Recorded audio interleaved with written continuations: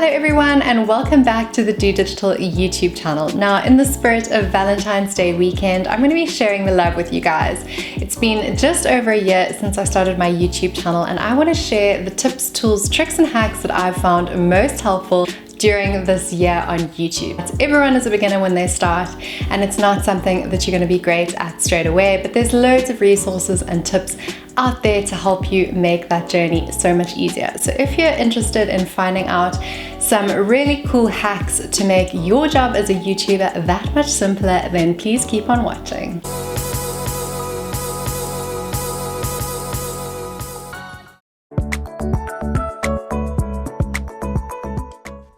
So you're ready to record your very first YouTube video, but you can't decide what topic. So you've jotted down a couple of ideas, but you're trying to work out what are people actually searching for on the internet and what is going to be picked up the best by the YouTube algorithm.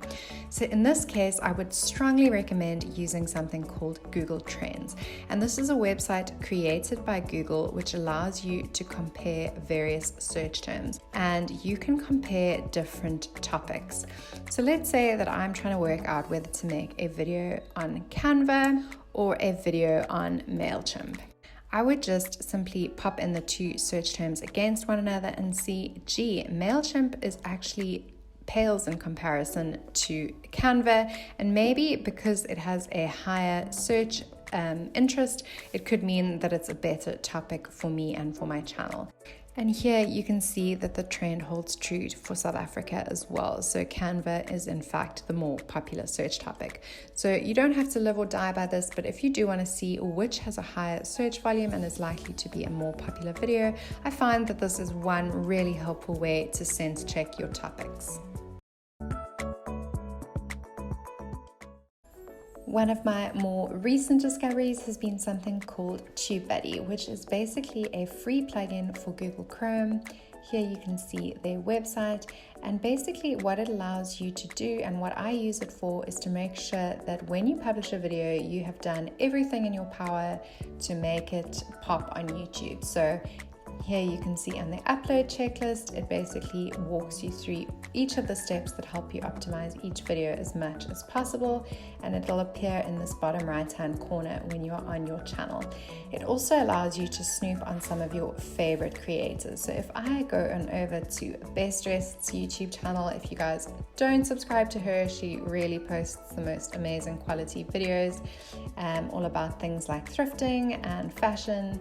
And yeah, she just seems like a really lovely person, so she's a really cool account to follow. Instead of seeing the normal landing page that you would if you didn't have TubeBuddy installed, I see her real-time subscriber count. I can compare her stats to mine, which is a little bit depressing. I can also see her channel tags, and then if I click into one of her videos, the exact same thing for her channel as what it would do for my channel. So it shows that she has a high-res thumbnail, info cards, end screen, and so on and so forth. The only thing she hasn't done is pinned a comment or hearted a comment. Then you can see all of the tags that she's input for this video as well as her analytics. I mean, I'm sure that there is some degree of inaccuracy in this because who knows how they're exactly pulling these stats, but in terms of this, I found it to be pretty damn accurate, and it's really helpful if you're looking for tags within your kind of genre or vertical that are possibly things that you maybe haven't thought about. So I would highly recommend installing TubeBuddy to either have a look at what your competitors are doing, people that you aspire to being like, or simply just to make sure that you're doing all the steps in your power to make your latest video soar. Another really helpful tip, which isn't immediately apparent when you start your YouTube channel, is the use of green screens. So you can find a whole bunch of different green screen effects on YouTube, which help to add pop and sizzle to your videos. So when I first started, I was really paranoid about the fact that even though I was slowly teaching myself Adobe Premiere Pro. I didn't have any experience in something like After Effects that allowed me to add any animation, which can sometimes make your videos a little bit bland to watch. But I needn't have feared, because of course there are beautiful people all over the internet that have uploaded things called green screens onto YouTube. So you can be as kind of specific as you want to be when you search on YouTube. I've searched for subscribe lower thirds as if I'm looking for a subscribe button that appears in the lower thirds of my video. So here, for example, you can see that this is probably closest to what I'm looking for, and this person has quite literally popped a whole lot of amazing different options in terms of how to say subscribe in the bottom of my video. Different colors and different effects, which make watching your video and encouraging people to subscribe that much easier. Another similar kind of hack is also relying on the good people of YouTube, and you can type in something like aesthetic pack, and it will give you some pretty amazing stuff that you can use on your YouTube. So here, for example, aesthetic overlay editing pack. Let's take a look at what this is. And obviously it's very much a lucky packet. Some stuff is very usable and others less so. But here you can see there are really some fun effects that you can add to your channel. These are a little bit too trippy, but you get the point. So let's say aesthetic intro pack, and this will give you amazing intros that you can actually use on your channel, and this will just help you to obviously seem a lot more established in your brand and in your channel. I think this was one of my favorite ones when I looked earlier. I mean, it shows you everything from different fonts that you can use, different music that they recommend that's copy free, and I think there's intros as well. Yeah. So here, for example, is a really good example of an editing pack. It gives you different green screen overlays, it gives you different fonts that you can use, and it also even makes suggestions around music. Now, on the point of music, I do recommend that if you are looking for royalty-free music, you just type in copyright-free. Copyright-free aesthetic music is also a great search, and this will really help you to get great music for your channel that isn't going to result in a copyright infringement. If you are looking to commission an intro or an outro for your YouTube video, then I can also highly recommend something called Fiverr. I can see what prices people are offering to do an intro and an outro for, and have a look at their portfolio and see if they've done something similar to what I'm wanting. Here is an example of something that I commissioned on Fiverr, and then at the very end of my videos you can also see similarly. Another thing you will likely need to know if you are getting started on YouTube is, of course, how to make an amazing thumbnail. So thumbnails are a lot of the reason why someone will watch your video or will not. So it's really important that you do have a eye-catching thumbnail. Now, in order to create this, I highly recommend using something called Canva. If you type in YouTube thumbnail, it'll give you a bunch of different examples, and you can see exactly which ones you find most striking, and then just go into them and edit. There is a free version of Canva which is more than capable of letting you edit a YouTube thumbnail. There's basically just some additional features which you can unlock if you have a paid plan. And it makes it really easy to create a new one, because all I do is make a copy each time of my old one and then update. As you can see, this is about the billionth copy of my thumbnail, so it really does help you to save time in that regard.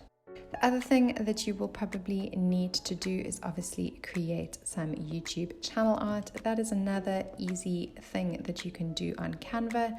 What I would suggest that you do is have your name prominently displayed, maybe a call to action to subscribe, and then also on which days you release your videos.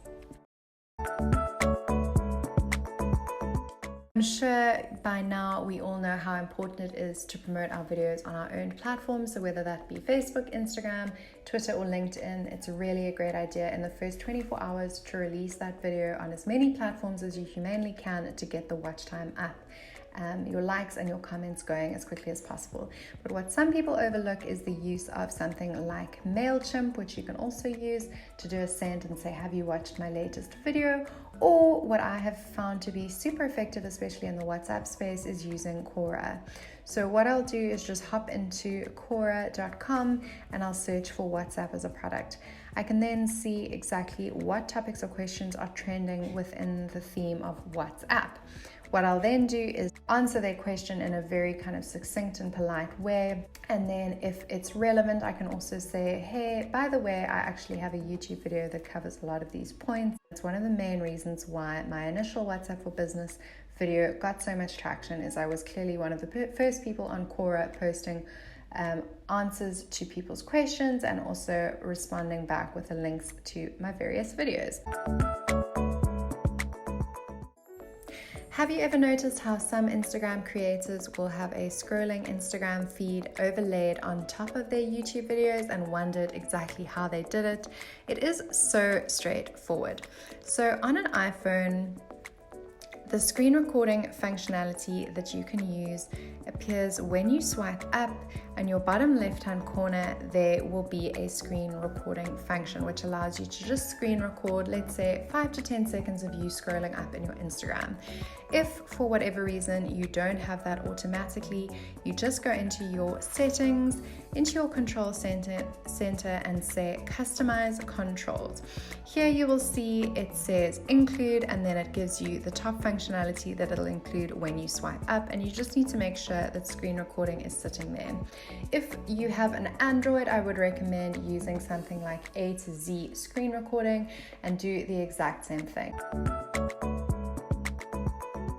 The two channels which I found most helpful in terms of up-leveling my own YouTube is firstly the Content Bug. She was referred to me by a friend and I just find her videos so informative. So she's made a lot of YouTube videos about monetization on YouTube, how it works, how the review process works, what Google AdSense is all about.